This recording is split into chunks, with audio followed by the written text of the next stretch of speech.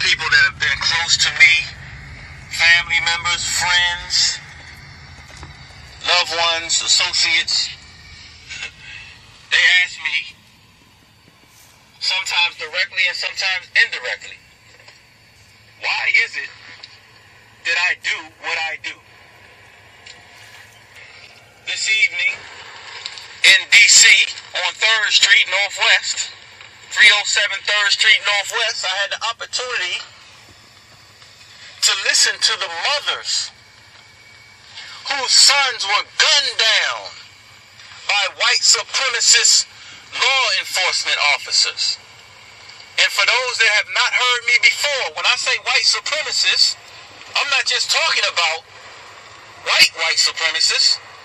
I'm talking about black white supremacists, brown, red, and yellow white supremacists that have pledged allegiance to the forces of white supremacy,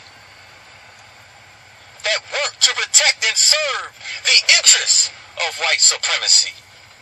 I heard the mothers tell their very heart-wrenching stories firsthand, not through Facebook, not through the news cameras that choose to let you hear what they want you to hear. I had an opportunity to talk to the mothers themselves. One mother in particular from Prince George's County, Maryland, which I've said, made a mistake and said wealthiest black county in the United States, but one of my brothers had to correct me and say that it's not wealth. Unless you own land and resources, it ain't wealth. So I've said in the past, I said wealth, but I meant riches. That Prince George's County is the richest black county in the United States, according to census takers and statistics. But all of you brothers and sisters that keep saying it's all about economics, and if we can just get our economic thing together. Prince George's County, the richest black county in America, still you got dozens of black males right in Prince George's County that have been gunned down, murdered by the forces of white supremacy, the white supremacist law enforcement officers. So this is why I do what I do. Because what is my life? We have got to be able to fall on our own sword for future generations. What do I look like? Sitting back, telling you to eat your carrots now, eat your fruits and vegetables. But the real topic that we need to think about, we don't want to talk about. And that is, we are at war. Not because we called war, because war has been waged on us. And the actions of our enemies prove this fact. But you keep coming up with excuse after excuse after excuse why you're not going to do anything. Why it's not wise to do anything. It's not smart to do anything. We won't win, Daku, if we wage war on the forces of white supremacy. I didn't tell you to wage war against the forces of white supremacy. I told you to defend yourself in the war that's already been waged against you. But I'm going to shut up and let you listen to the mothers themselves. It was all I could do to be quiet and record them as they spoke from the bottom of their hearts, some with tears in their eyes, as they spoke about their sons that they love so much, that were killed, unarmed, unthreatening. But you Negropeans out there will be the first ones, even before white people, to stand up and say, we need to behave better, and maybe they wouldn't do that to us. as the white man's nigger in 2014. But I'm gonna let you listen to the mothers, because maybe they can talk some sense into your silly behind. This has been Daku Akabo Wakatu.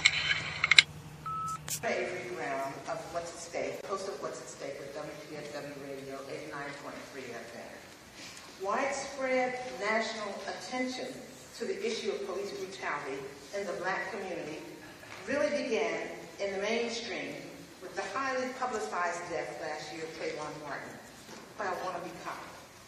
Neighborhood watch captain George Zimmerman. He stalked Trayvon, as you know, became fearful for his life, and thereby took the life of the unarmed 17-year-old Trayvon as he walked home to his dad's house.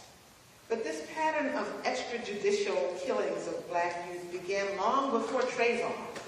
In 1999, Amadou Diallo, a 23-year-old West African, was approached at his apartment.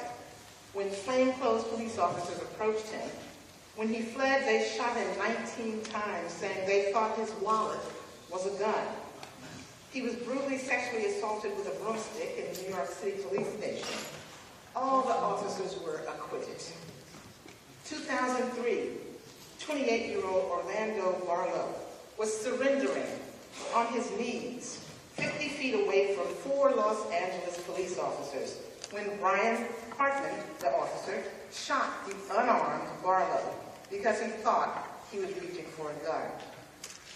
A federal investigation revealed that Hartman and other officers printed T-shirts that were labeled BDRT, which stood for Baby Daddy Removal Team. In 2004, 19-year-old Timothy Stansbury shot and killed by a Brooklyn, New York officer as he stood in a stairwell. The officer says he was startled and fired by mistake. Grand jury deemed it an accident. 2009, 17-year-old Victor Steen refused to stop while riding his bike when a Pensacola, Florida police officer began chasing him. The officer tased him and then fired, and then ran over the unarmed teen with his car. It was captured on video, and the judge ruled that crime was not committed. 2012, 19-year-old Kendrick McDade, a college student from Pasadena, California.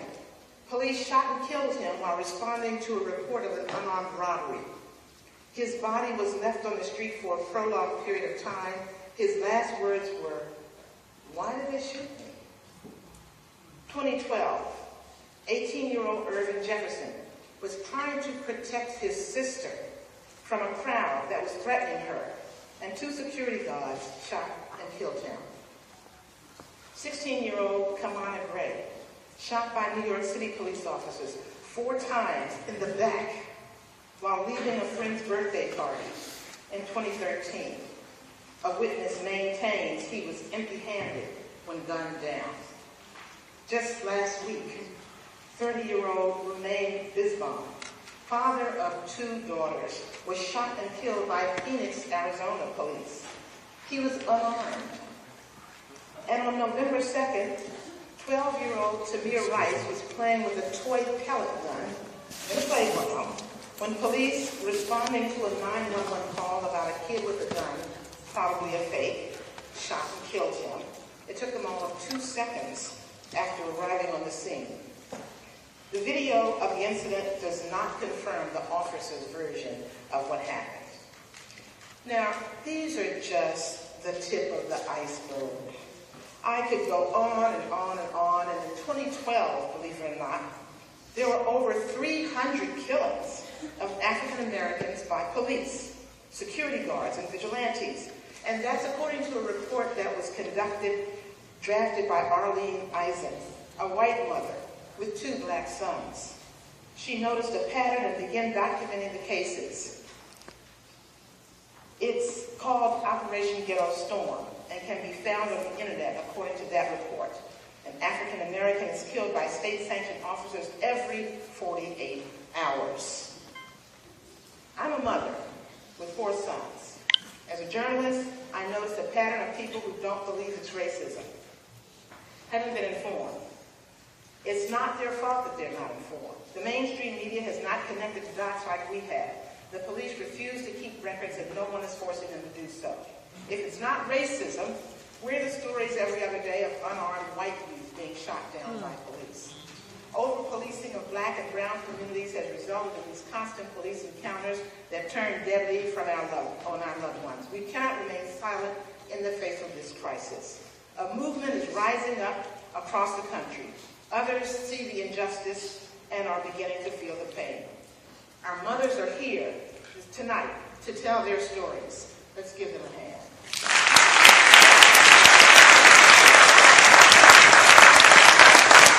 Even though the umbilical cord is cut, the maternal connection remains intact.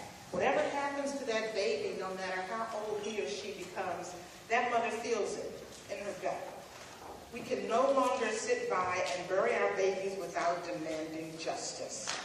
I'm tired of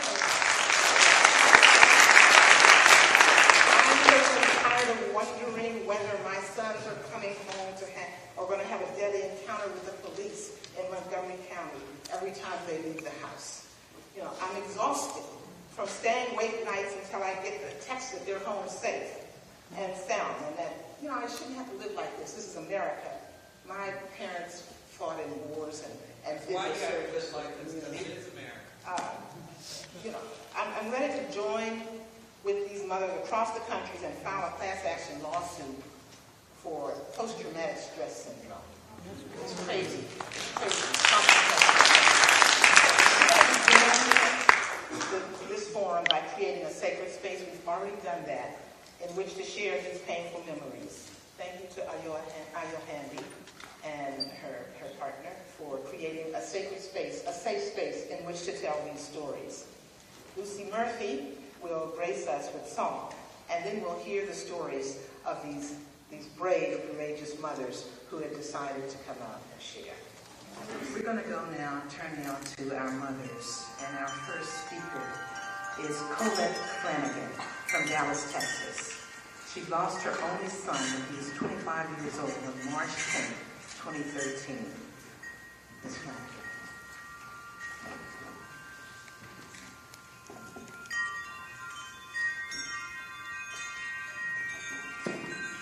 Hello, everybody.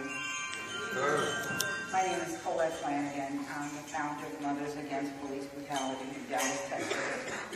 My only son, Clinton Allen, was shot and killed by a Dallas police officer on March 10, 2013.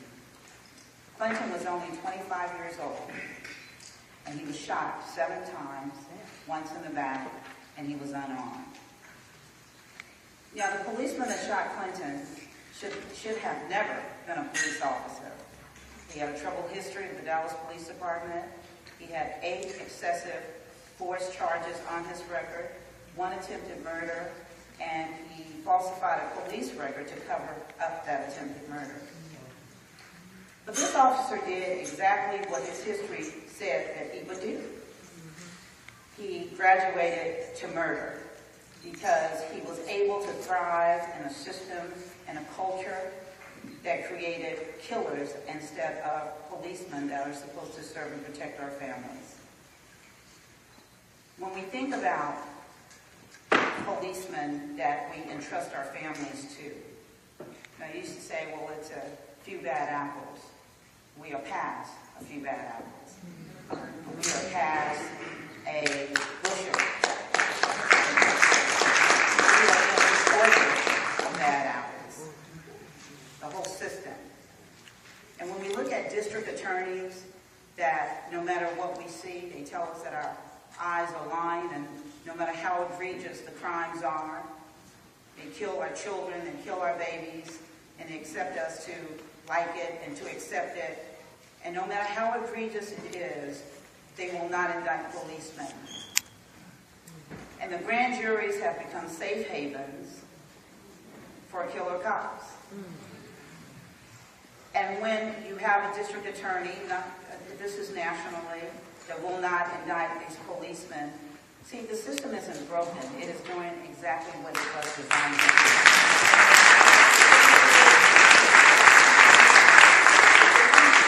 The system was never designed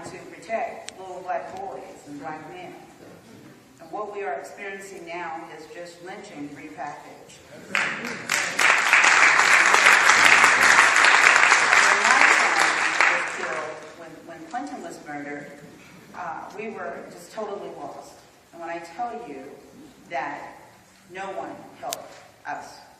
There wasn't clergy, there wasn't a city council person, there wasn't there wasn't anyone. No one came that was at our disposal. And so this is a systemic problem that we're dealing with, policemen that have impunity. And so why should anyone come to our rescue when they know that these cops are going to get off? So we have to build, we have to be as diligent with protecting our families as they are with protecting the cops. We have to be diligent. We have to stop treating our public officials as though they're rock stars. They come to our churches, they come to our homes, and they ask for our votes, and then we send them on their way, and then we call them, and they don't answer the phone. And what do? We vote them in again. But to tell you the power of voting, and it's not the only thing we need to do, but we have to use the tools that are available to us. In Dallas, Texas, first black district attorney had exonerated 33 black men that had been in prison, and everyone was high on that. But in his tenure, over 44 black and brown babies, I call them babies, have been killed unarmed or mentally ill by policemen, and he never indicted not one policeman. And they told us that we could not unseat him. But we got 1,200 mothers together that walked the streets and got committed promises from people not to vote for him, and we unseated him.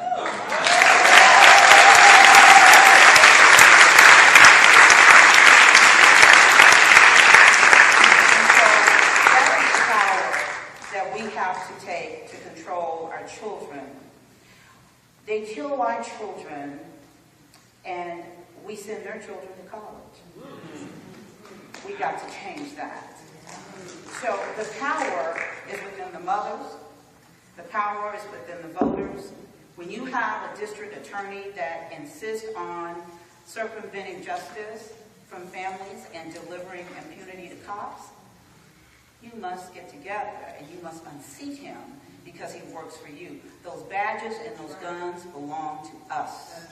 And if a cop wants to continue to use that badge and the gun in our name, because every time they kill in our name, those badges and those guns belong to us. And if they want to keep them, they better learn how to play by our rules. I thank everyone for coming tonight.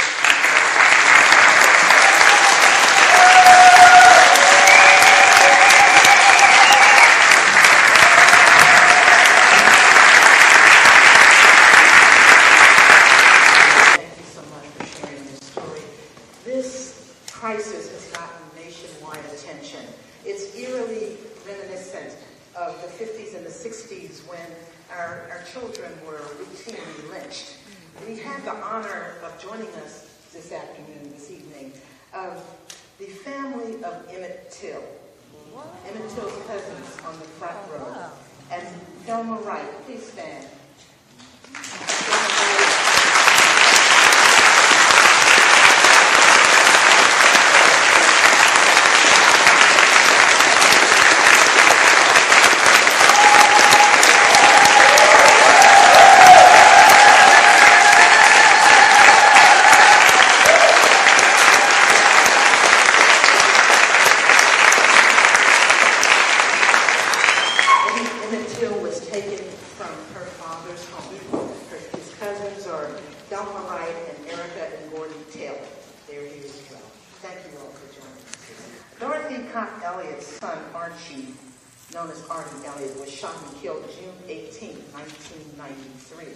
In District Heights, Maryland, close to home, when pulled over for the driving under the influence. But officers claimed that Elliott pointed a gun at them as he was handcuffed behind his back.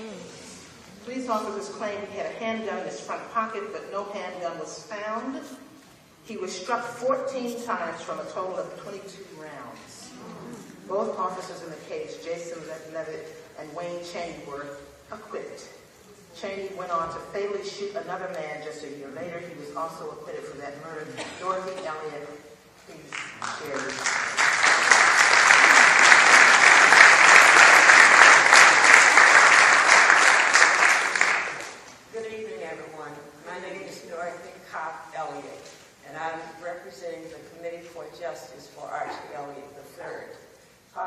story has already been told. A special greetings to everyone, and a very special greeting to all of the mothers who are here. You belong to a group that I know you never dreamt that you would belong to. And I'm so thankful that there is support from everyone because they see the importance of coming out and speaking out against what is wrong and what has been wrong for so long. I'm going to read just a little bit of what I've written. We share an unspeakable pain and special bond that belongs of losing a loved one at the hands of reckless, callous, and malicious police officers. And as I said, part of my story has been told. My son's only infraction of the law that day was that his car was leaving. He was intoxicated. He had worked on a construction job and had driven from Virginia and was less than 3 minutes from home when the white young officer pulled him over. My son complied with every request that the officer had. And he was seen leaning against the car because he couldn't stand up. And he told the police officer, all I want to do is go home and go to sleep. Backup came. My son was very tall, slim, weighs like 160 pounds, had on shorts, no shirt, tennis shoes, no socks. The officer searched him and found absolutely nothing. If he had had a cigarette, a pack of cigarettes, or even gum in his pocket, they would have found that. People saw him out there and said, why don't they take the young man to jail if they're going to take him? It was a very hot day that day, and he had been out because he was planning my birthday the next day. Father's Day was 2 days later. He never got to see me celebrate my birthday, and I didn't celebrate until 5 years later. It's been a long, hard struggle, and the pain is still there. The gap in my heart is still there. My younger son was almost 12 at the time his brother was killed, and I can't tell you what a tremendous loss it has been for him and me. And I want to ask a few questions. How do you describe the police officers who killed your sons, your fathers, and your husbands? Would you describe them as being uncontrolled, out of control, hasty, rash, cold-hearted, cruel, mean, and hateful? Most of all of the officers get to walk away free. They're free men. They're not even charged with the least of the crimes that they could be charged with. It doesn't matter if there are cameras that are documenting what's going on. It doesn't matter if there are eyewitnesses whose stories differ very starkly from what the police officers' accounts are. They are never held accountable. It doesn't matter if I don't know, it's just the closeness of the police officers who deal with the prosecutors. I think that needs to change as well. And what do we say about our justice system here in the United States? Is America still the self-righteous nation that can so quickly see the wrongs and the human rights of other countries and then cannot see the glaring failure when it comes to police officers killing our young black men?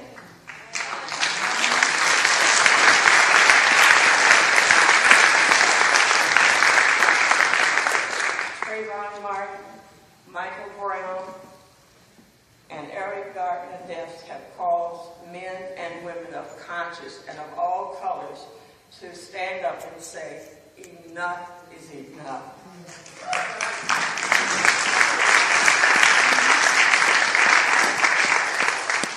And it should be remembered that there are thousands of Trayvons, there are thousands of Michaels, and there are thousands of Erics with names like Archie Elliott, Gary Hopkins, Ronnie White, Michael Reed, Joseph Cooper, Prince Jones, all of whom were killed in Maryland by Prince George's County Police. This is just a short list. This is not the long list.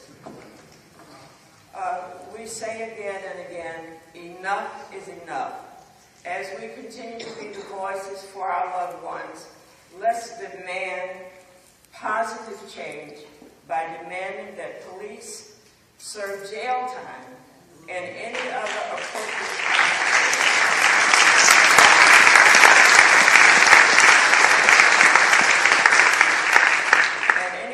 appropriate consequences for their illegal and unlawful actions. That's right. We must also start by demanding that elected officials who are afraid, unwilling, and therefore fail to do their jobs start looking for another job.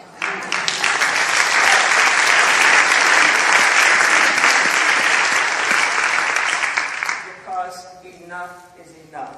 That's right. I am ecstatic that citizens all across the nation are now coming together and that they're no longer complacent and they want to take an active part against police brutality. We are determined to make a difference, to pull back the blinders that police have worn for far too long that have caused permanent harm to the men of color and to their families.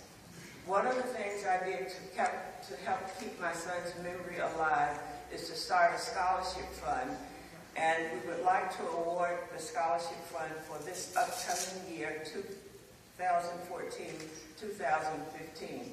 It's not where I would like for it to be, but we're still trying to increase it to $10,000. That may not seem like a lot, but it's something that we want to do because once people know why is the scholarship given, they will remember the name Archie Elliott III.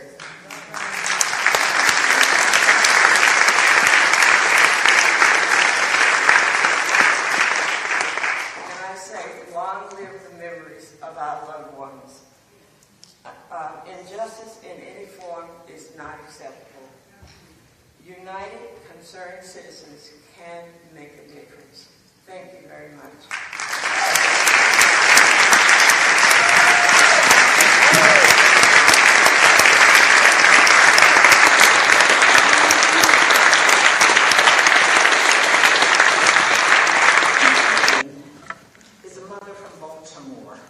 On October 28, 2008, her 29-year-old son, Dale Rand, was killed by a Baltimore police officer.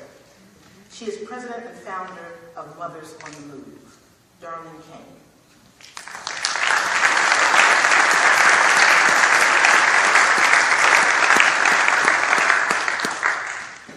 Good evening, everyone. It's a pleasure and an honor to be here this evening. Again, like she said, my name is Darlene Kane, and I am the president and founder of Mothers on the Move. My son, Dale Graham, was a 29-year-old college student, and he was an intern for NAACL. Dale had two children, 3 and 6 years old, Iona and Jeanette, who are now currently 10 and 12, 13 years old. I saw detectives on my porch as I took my grandkids to school one morning, and I wondered why. Because they had on trench coats. And I said, something is definitely wrong. So they kept looking at me, and I kept looking at them. And when they approached me, they did me like this. And I said, that's my son's driver's license. And they said, you have just ID'd your son. And I said, what happened? Is he locked up? Why do you have his ID? And they said to me, he was in a fight. And I said, okay. So I'm thinking, what's the name of the hospital he's in? And they said, it's been a stabbing. And again, I want to know the name of the hospital that he was in. And then finally they said, your son has been shot. And I said, well, can you please tell me who shot my son? And still, naive, I'm looking for the name of the hospital. And they told me, this son was shot and killed. And I was going to take a shot like any mother would do. And I said, who killed my son? And they told me he was shot by the police. And I was like, the police killed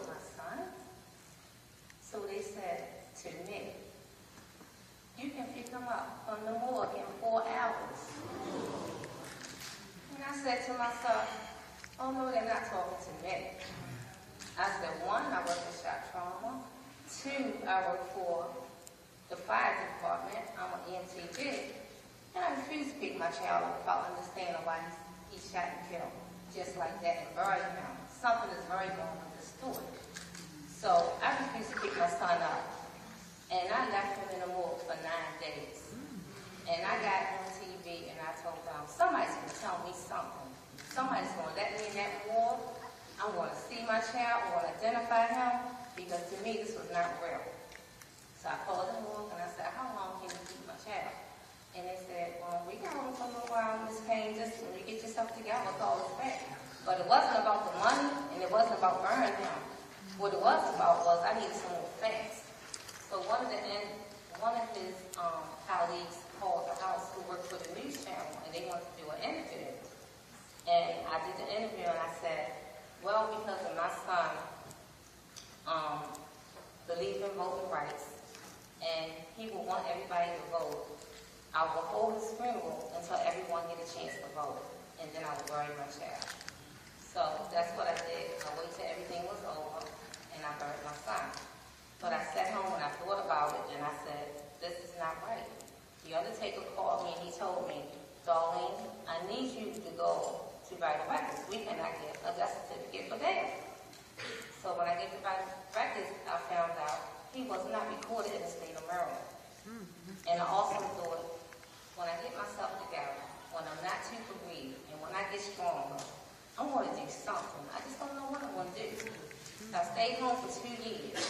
And when I got myself together, I came up with Mothers on the Move. And with Mothers on the Move, I decided I'm going to help moms just like me. I said, we're going to support each other. We're going to fight together. We're going to change some laws, and we're going to make a difference together. And that's what I did. I formed this organization. And I marched, and I met a whole lot of people. But then I found out something else. As I was marching with other people, and I was hearing everybody's story, I decided to do more research on my son's case because the lawyer that I had, who was the best, according to what I was told, was unable to keep his case. And many other lawyers in Baltimore couldn't help me either. And I said, well, I'll do it. I'm the biggest lawyer. I'm going to take this case. I'm going to fight for him. And I guarantee everybody, you're going to see me everywhere. And I'm going to be everywhere. And I'm going to get justice for my child. You're going to see me, and I'm going to get justice for him.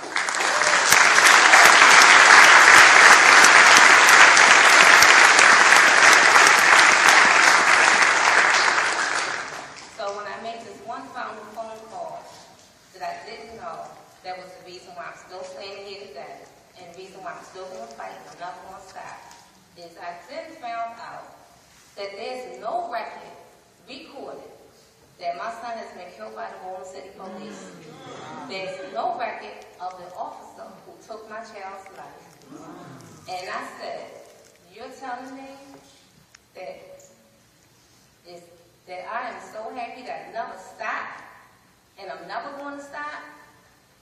So I'm so glad that I never gave up because I know something is wrong and I'm going to find out and I'm going to help other mothers and we're going to educate each other as well. And as I stand here today to tell you my son had 5 bullets in his body and the last bullet that he aspirated in his throat. And as they tell you that I can't breathe, when I got that report and I did the autopsy with the medical examiner, I could not breathe. So I understand when I heard that from our partner, I can't breathe. I could not breathe hearing that autopsy on the phone. But I come to you today, and I thank you for hearing my story.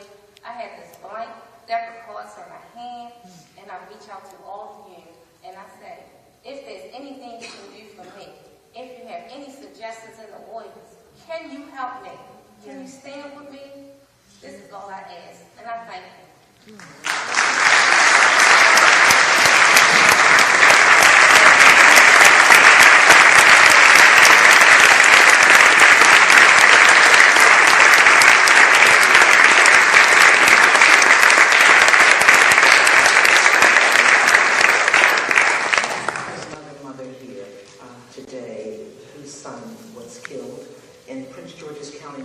She's not one of our speakers, but she wanted to be here for this occasion, and we just want to acknowledge her presence here and send her some love and light. Marion Hopkins.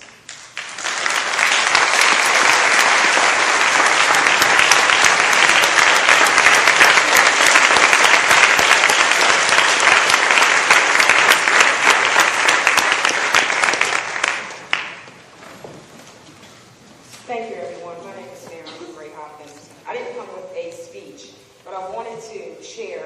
I've heard over the last few months, few years, where we don't have justice, where we don't get indictments.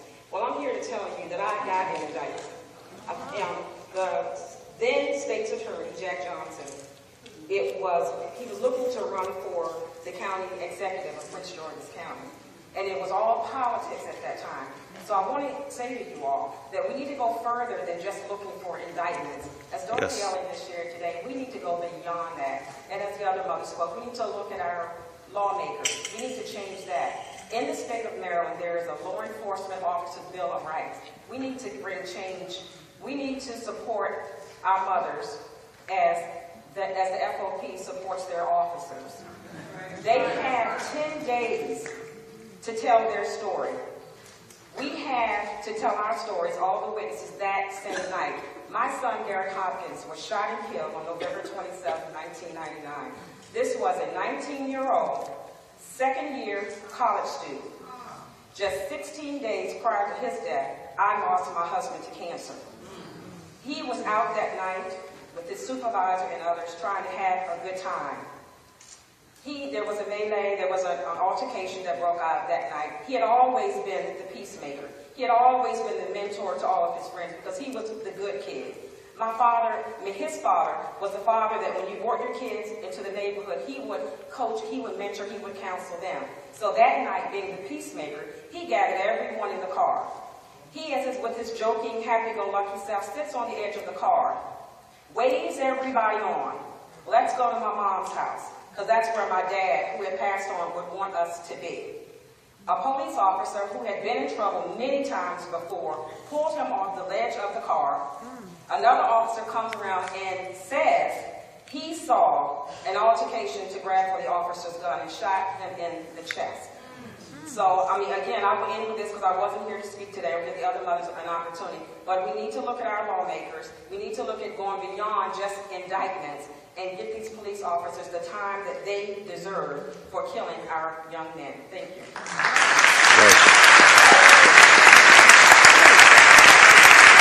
Wanda Johnson's son, Oscar Grant, was shot in the back and killed by transit police officer Johannes Marcellus at a train station in Oakland, California on New Year's Eve. You may remember the story. A movie was made out of it, Fruitvale Station. Since the death of her son, Ms. Johnson has been active on the board of directors of the Oscar Grant Foundation, a resource for at-risk youth of all races who wish to turn their lives around. Ms. Johnson, can you please share your story with us?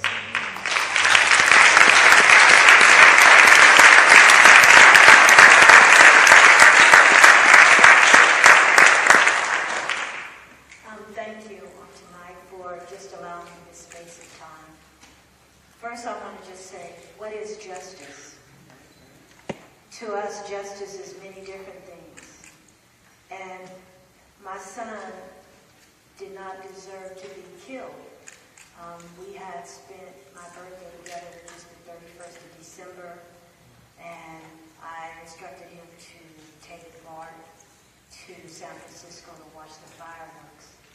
And he did just that, took Bart. Never did I expect to receive a phone call that said that he had been shot.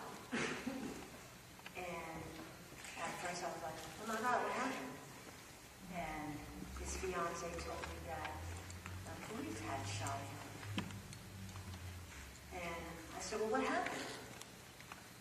And I raced to the hospital and still didn't have a clear picture of what had happened to my son. And the next day, several people had videotaped what had happened to him. And so they put it on YouTube and gave it to the local news media. And the media began to exactly had happened to my son. One of the officers who had came up was acting very aggressive, and my son knew his rights, and he seen one of his friends being mistreated by the officer, so he stood up and told the officer he wanted to talk to someone who was in charge. And the officer pushed him back down and told him to shut that F up and use some racial epithets towards him. And my son said, we want to talk to somebody. Then another officer came up, the one who shot and killed my son, and pointed his taser at my son. So the last picture on my son's camera was a picture of the officer pointing his taser at him. And this is the same officer who said he thought he was pulling his gun. I mean, he thought he was pulling his taser, but he accidentally pulled his gun. But the first things that really happened during that transition of him killing my son was that the whole system began to try to cover up the action of what the officer had did. They first tried to say, well, he thought my son was going for a gun. And then when my son didn't have a gun, they said, oh, he was resisting arrest. But yet my son is only about 170 pounds, and the officer who was on his neck was 260 pounds, and the officer who was on his feet was 235 pounds. And so when they flipped my son to the ground, they had flipped him on one of his friend's legs, and my son was telling him, and his friend was saying, he's on my leg, he's on my leg. And so the next thing you know, the officer got up and pulled his gun and shot my son in the back. My son looked up at the officer and said to him, you shot me. I have a 4-year-old daughter. You shot me. And my son was pronounced dead at the next morning. So what is justice?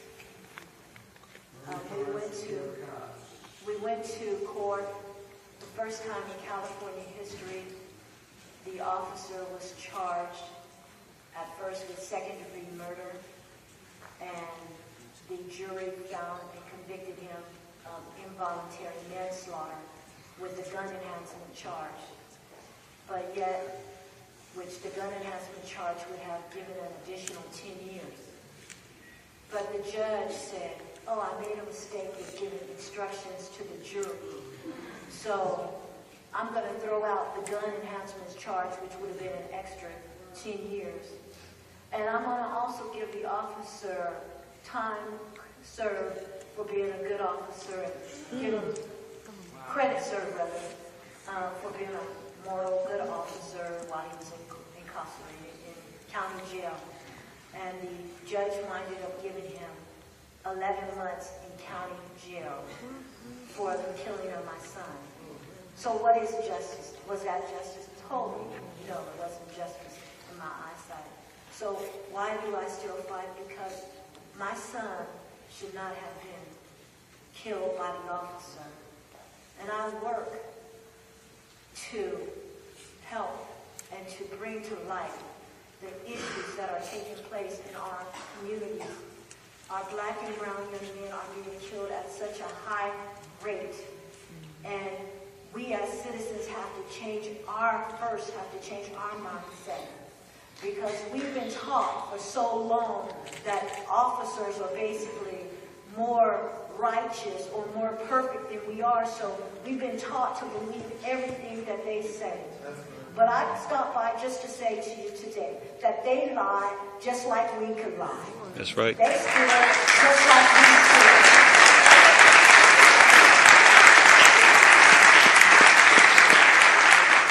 They kill just like civilians kill. And because they kill, they should be held accountable for their actions.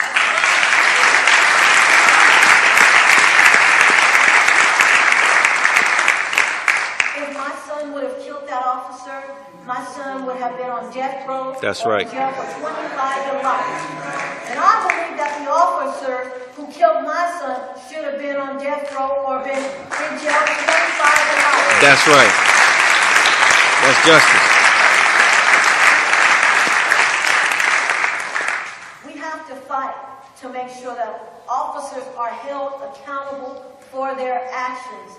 And the only way that they're going to be held accountable for their actions is if you and I continue to let other people know that officers are not as righteous as we think they are. Am I saying all officers are bad? No, I'm not saying that. But the ones that are bad, they need to be identified and they need to be taken off the force.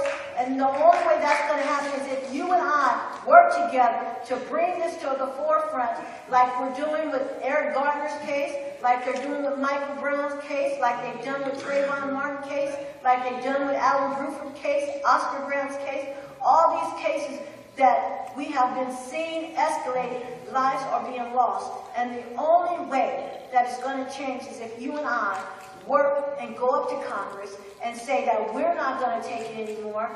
We are going to stand for what is right, and lives matter. Whether the life is black, whether the life is brown, whether the life is right, lives matter. And my son's life matters.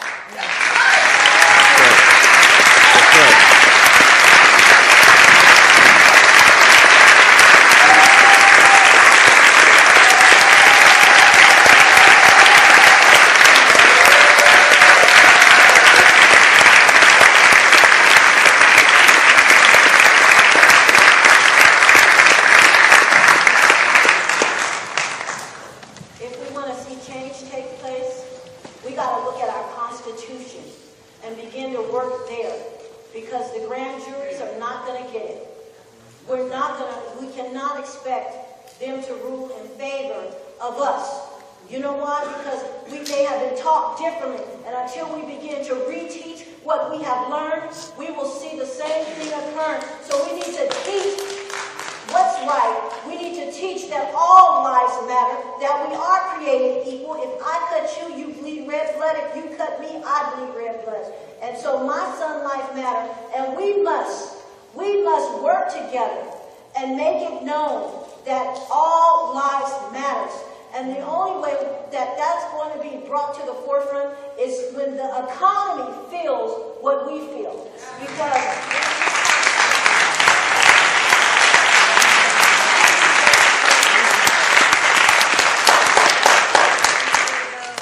Because when one life is lost, okay, well, they'll stop protesting in a little while. That's what's being said. And so we have to make sure that when we are protesting, that we're protesting so that the nation can feel it, and not just the communities where we're breaking windows, but the nation needs to feel it all around. And so only you and I can make that difference. And I just once again thank you. And I want to say that Oscar's life matters. And I am Oscar Grant.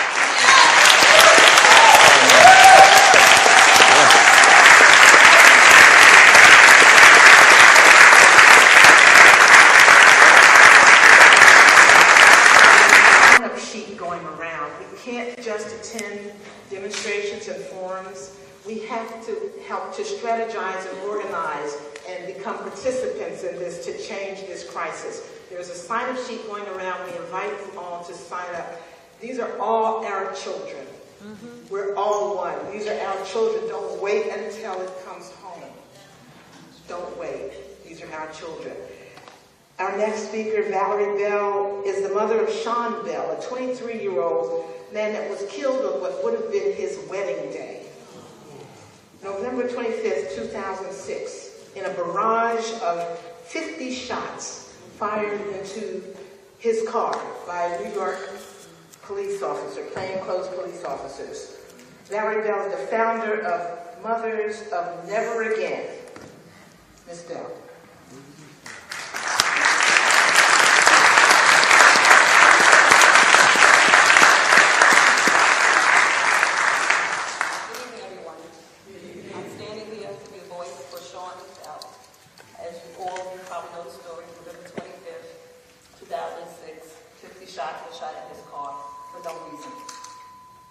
They didn't take my son as being a human being. I even never heard of of a person shooting a dog or an animal 50 times. Which young man these days do not have a bachelor party? Went to a bachelor party to have fun, because on that day, the 25th, you're supposed to get married. They so-called undercover cops said they heard somebody say, go get my gun. Because they had an altercation in front of the club. So one of the officers who was undercover decides to follow them. Instead of them telling them to stop before you get to the car, he follows them to the car. He waits until they get in the car. And my son, who was the driver, pulled off. See this man coming towards him. He's thinking it's a carjack. So he pulls off, hitting him a little bit. He starts shooting. Instead of him calling for help, 911, the other undercover officers came along, started shooting. I thought they were supposed to take cover. There was plenty of cars parked out there. Why did they not take cover? But they hearing bullets. They hearing their own bullets come against them. One of the young men, Guzman, was found with 16 bullets in his body. He survived. Another young man had 2 bullets in his leg. He survived. But no, Sean, from the officer who shot 31 times, he had 4 bullets, but it hit a part of his body, which I was told was his liver. He did not make it. So I'm here to be a voice for him. I'm here to be a voice for all these other mothers. You know, my son's incident was 8 years ago. I didn't go out much. This is my first time to Washington. I want to thank Code Pink for inviting me.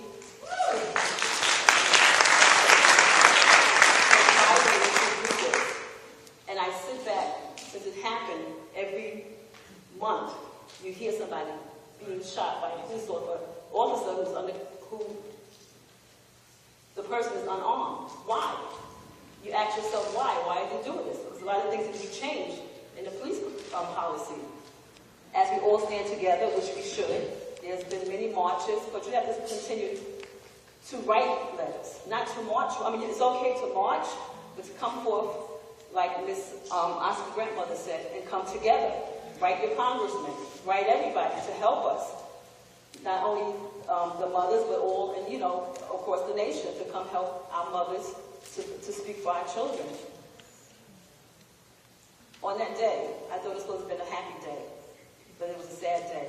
And my husband said to my son, of course he was going to be a baseball player. You see that picture up there? He's smiling because he was in high school when he won the New York City Championship at Yankee Stadium. He had a life, 2 children, now 8 and 12. That he was going to be famous one day. And to see this, being famous this way, it hurts, but I'm here to be a voice and to help all the mothers that want my help. God bless you.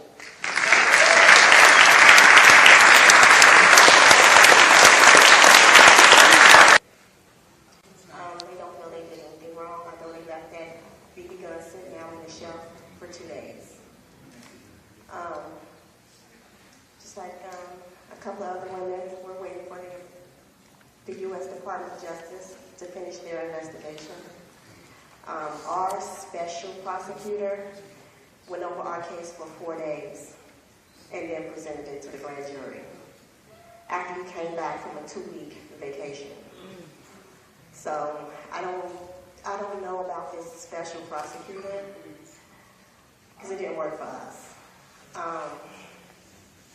I think, like someone else said, we need to have a special board of prosecutors.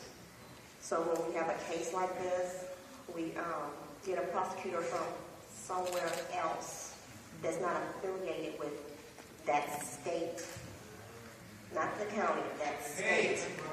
Because our special prosecutor came from another county and it didn't work.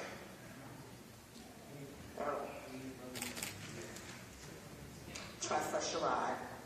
John Crawford's my son, my only son, my only child.